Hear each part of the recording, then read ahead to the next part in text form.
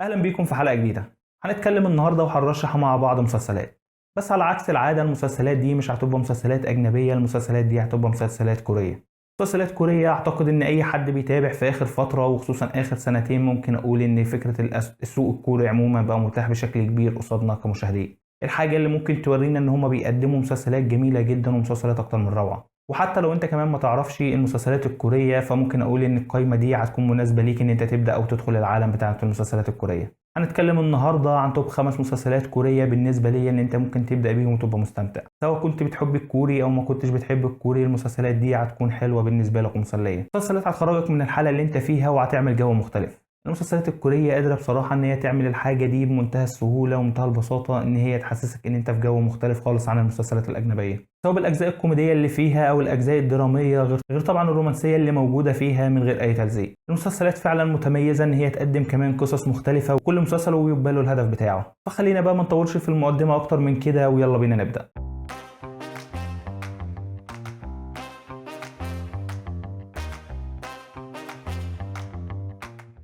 اهلا بيكم، انا احمد حلمي ودي قناه زومان. هنتكلم بقى المره دي على طول في القائمه بتاعتنا واللي هتكون مكونه من 5 مسلسلات. 5 مسلسلات دول في نظري هم توب المسلسلات اللي ممكن تتفرج عليها او من احسن المسلسلات اللي تتفرج عليها كوريا. هنتكلم على طول وهندخل مع بعض على طول في اول اسم معانا في القائمه وهو مسلسل 2521. المسلسل اللي ممكن اقول ان هو حاله منفرده بوحده. مسلسل كده اول ما هتسمعه هياخدك وينتقل بيك في مكان تاني وانت بتعيش معاهم القصه بمنتهى الجمال والحلاوه. ممكن اقول لك ان اول مره هتبقى اكتر المرات اللي انت هتستمتع بيها من المسلسل، ومش معنى كده ان انت مش هتعيد مشاهدته. المسلسل حلو جدا وهتستمتعوا بيه وهتحبوه جدا، بس اول مره بتسمعه هتبقى متعلق تقريبا بكل الشخصيات الموجوده فيه. هتحب ناس وهتكره ناس، ودي اكتر حاجات ممكن تربطك باي مسلسل. وقصه المسلسل بتتكلم عن ناهيدو، البنت اللي هيكون حلمها ان هي تكون في الفريق الوطني، الفريق المبارزه لكوريا. الحاجه دي اللي هتخليها ان هي تتبع الشغف بتاعها وان هي تحاول ان هي تحققه، واللي هتكون واخده بنت قدها قدوه ليها. البنت اللي هي فعلا انضمت اساسا للمنتخب الوطني واللي هتكون حباها.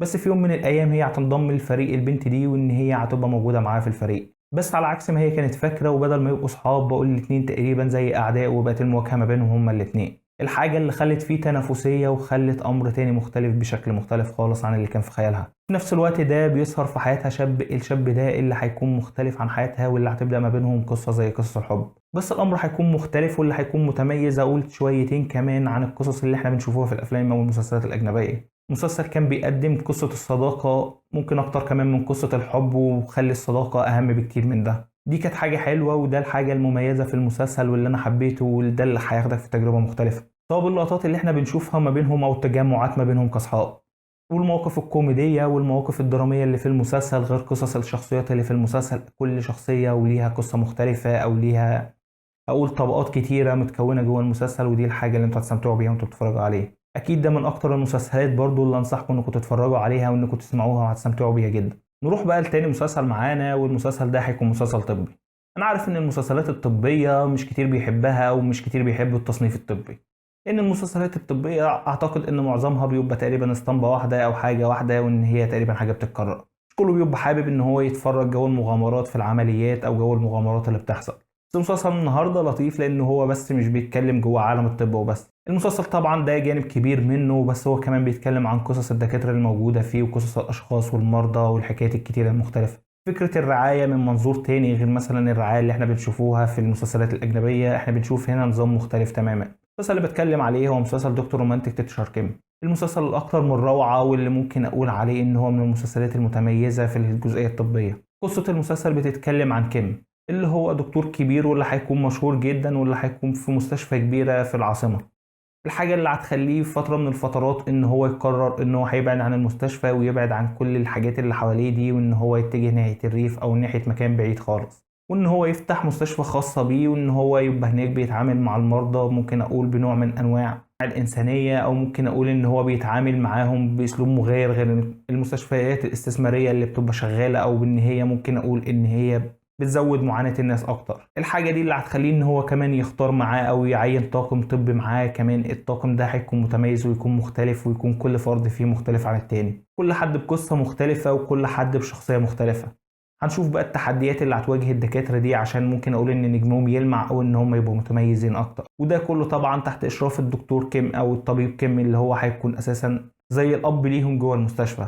هنشوف بقى معاهم الحالات الطارئه، وهنشوف كمان قصص المرضى غير قصصهم الشخصيه. مسلسل متميز وهيعجبكم جدا وانتوا بتتفرجوا عليه. وبرضه هقول عليها تاني ان المسلسلات الكوريه غير المسلسلات الاجنبيه، سواء في الحاله او الظروف اللي هم بيصوروا بيها والاجواء اللي هم بيصدروها لك مختلفه بشكل كبير. انما بقى لو عايز مسلسل يكون اكشن ويكون فيه خيال كبير، واللي يكون كمان بيتكلم عن فتره زمنيه قديمه، يكون فيه اجزاء رومانسيه واجزاء دراميه ويكون فيه كمان كوميديا. خلطه كبيره ممكن اقول ان مسلسلات كتير ما بتقدرش ان هي تعملها، ومسلسلات كبيره ما بتقدرش ان هي تنجح ان هي تنفذ حاجه زي كده. في الاعمال الكوريه ممكن اقول ان الحاجات دي موجوده وعاملينها، ممكن اقول كمان بتميز كبير. الحاجه دي اللي احنا هنتكلم عليها في مسلسلنا الجاي، وهو مسلسل الكيمي اوف سول.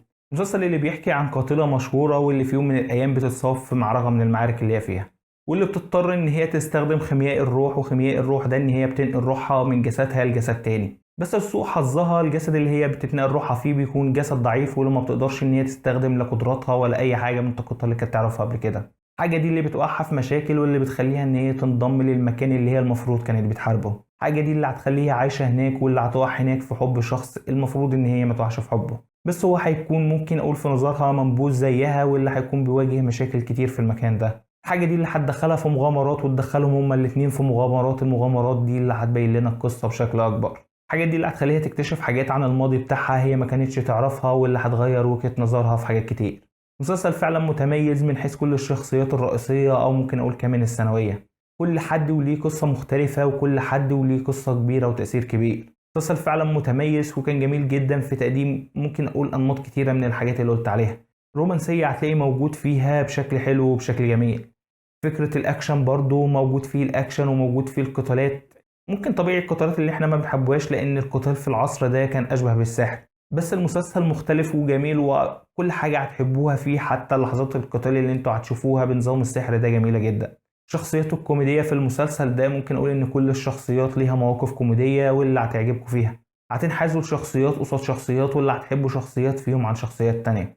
حاجة دي اللي هتخلي المسلسل برضو من المسلسلات الحلوة، اللي انت هتكون فيه تفاعل ما بينك وما بين نفسك في الشخصيات اللي انت بتحبها والشخصيات اللي انت بتكرهها. ده بقى يجيبنا لاخر مسلسل معانا في القائمه بتاعتنا. المسلسل اللي اقدر اقول عليه انه اكتر مسلسل انا حبيته في القائمه دي كلها، وممكن اقول عليه انه من احسن المسلسلات اللي انا اتفرجت عليها عموما.